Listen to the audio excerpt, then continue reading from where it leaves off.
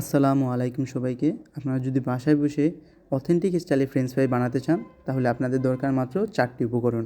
প্রথম হচ্ছে লবণ, চাট মশলা, আলু অ্যান্ড টমেটো সস। ফ্রেঞ্চ ফ্রাইয়ের মূল উপকরণ হচ্ছে আলু। আমি 2টা আলুকে পিল করে নিয়েছি। এখন আমরা ফ্রাইসের সাইজে কেটে নেব।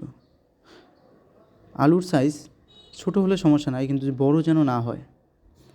যদিও আমার ছুরিটা অনেক ছোটো ছিল, তাই জন্য কাটতে একটু অসুবিধা হচ্ছিল। আপনারা বড় একটা নাইফ ইউজ করলে আপনাদের আর এই ধরনের কোনো অসুবিধা হবে না আশা করি। এই যে আমার কাটা শেষ।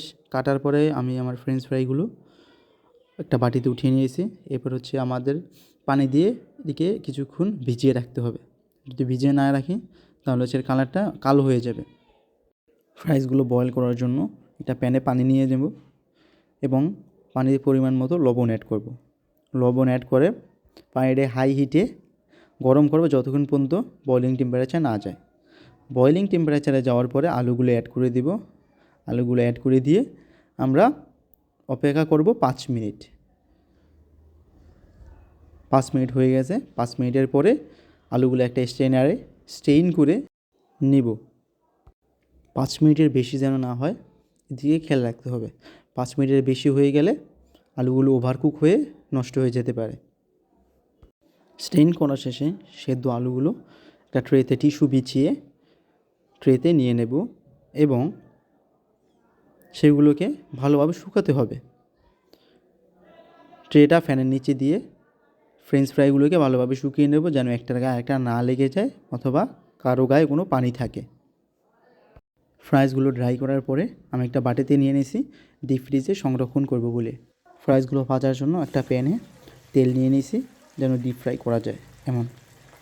ফ্রাইসগুলো তেলে দেওয়ার আগে অবশ্যই খেয়াল রাখতে হবে যেন ফ্রাইসগুলো প্রপারলি ড্রাই থাকে, না হলে কিন্তু তেলটা ছিটে গায়ে লাগার সম্ভাবনা আছে। ফ্রাইসগুলো 2বারে কুক করতে হবে।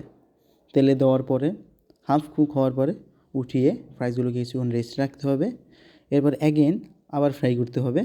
2বার ফ্রাই করলেই ফ্রাইসে ক্রিসপিনেসটা আসবে। যখন এরকম গোল্ডেন ব্রাউন কালার আসবে তখন উঠিয়ে পরিবেশন করলেই তৈরি হয়ে যাবে আপনাদের অথেন্টিক লেভেলের বাসায় তৈরি French fry. For better test আপনারা ভাজার পরে চাট মশলা ইউজ করতে পারেন। আপনাদের যদি আমার এই ভিডিওটি ভালো লাগে তাহলে লাইক, সাবস্ক্রাইব এবং কমেন্ট করে আমার পাশে থাকবেন। যদি আপনাদের কোনো রেসিপি ভালো লাগে বা আমার থেকে জানতে চান তাহলে আমাকে কমেন্ট করে জানাতে পারেন। ধন্যবাদ।